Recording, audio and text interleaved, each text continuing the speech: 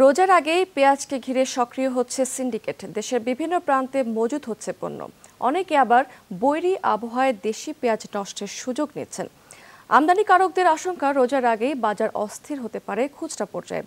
এদিকে সাম্প্রতিক শিলাবৃষ্টির লোকসান পুষিয়ে নিতে চান চাষিরাও। পেঁয়াজ সরবরাহের খবর জেনেছেন আমাদের সহকর্মীরা।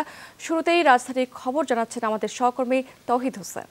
বাংলাদেশে প্রতি বছর প্রায় ২৪ লাখ টন পেঁয়াজের চাহিদা থাকে। এর মধ্যে শুধুমাত্র রমজানের এক মাসেই লাগে ৫ লাখ টন, যে কারণে এই একটি মাসকে ঘিরে বাজারে সিন্ডিকেটের তৎপরতা বলি বা মজুত করে দাম বাড়ানোর যে প্রবণতার কথা বলি সেটি কিছুটা বেড়ে যায়। আর কিছুদিন পরে রমজান কাজে সেই সংখ্যাগুলো কিন্তু বারবার সবার মনে ফিরে ফিরে আসছে। সুখসাগর জাতের পেঁয়াজটি ১৬ থেকে ১৮ টাকা কেজি দরে বিক্রি হচ্ছে।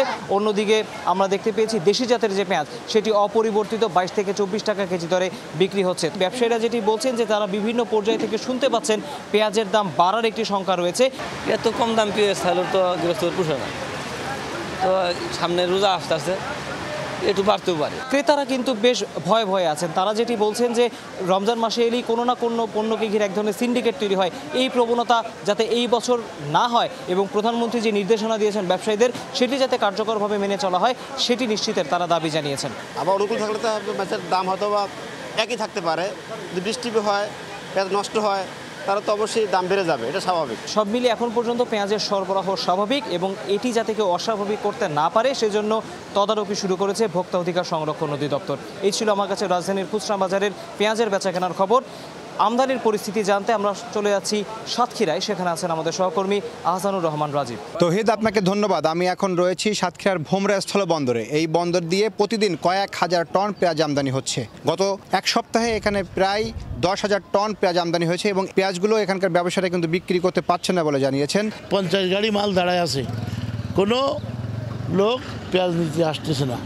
আমরা বললেও যে বাকি দেবো, পরে টাকা দেন, এরকমও লোক আসছে না। একটি পেঁয়াজ বিক্রি হচ্ছে যেটি নাসিকের, সেটি ১৪ থেকে ১৫ টাকা কেজি দরে বিক্রি হচ্ছে এবং অন্যটি যেটি পশ্চিমবঙ্গ থেকে সরবরাহ করা হচ্ছে সেই পেঁয়াজটি বিক্রি করা হচ্ছে ৭ থেকে ৮ টাকা কেজি দরে। কোনো কোনো পেঁয়াজ ৪ টাকা ৫ টাকা দরেও কিন্তু বিক্রি করা হচ্ছে। ঢাকা চিটাগাং কিছু ব্যবসায়ী আমাদের এখান থেকে কম রেটে মাল নিয়ে তারা মজুত করছে, মাল গোডাউন ভরে রাখতেছে, যে কারণে রমজানের টাইমই ব্যবসা ভালো হবে বলে মনে হচ্ছে না। তৌহিদ, এই ছিল ভোমরা স্থলবন্দরের পেঁয়াজের বাজারের সর্বশেষ অবস্থা। আমরা এখন চলে যাব চুয়াডাঙ্গায় সহকর্মী আরিফুল ইসলাম ডালিমের কাছে।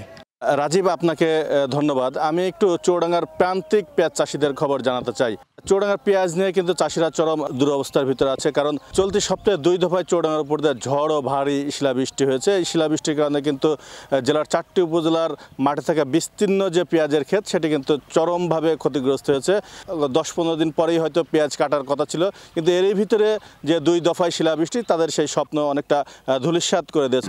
মাঠ সব আমার নষ্ট হয়ে গেছে। তো আমাদের এখন তো এই ঋণগ্রস্ত যা হয়েছি, কিভাবে কি করবো? আমাদের তো শোধ করাই এখন রাত্রি ঘুম আরাম হয়ে গেছে। এর বাইরে কিন্তু আরেকটা বিষয় আমরা জানিয়ে রাখতে চাই যে পেঁয়াজের ফলন বিপর্যয়ের কারণে কিন্তু বাজার ইতিমধ্যেই কৃত্রিম সংকট দেখা দিয়েছে। আর এই সুযোগটাকে কাজে লাগিয়ে কিছু অসাধু ব্যবসায়ী পেঁয়াজের দাম বাড়ানোর প্রতিযোগিতায় লিপ্ত আছে। চাষিরা কি করবে আসপেতে? এইভাবে তো আমরা চলতে হবে। এখন সাররা যদি এসে পরামর্শ আমাকে করে দিই। চুয়াডাঙ্গা থেকে পেঁয়াজ ফল বিপর্যয়ের এই ছিল আমার কাছে সর্বশেষ খবর।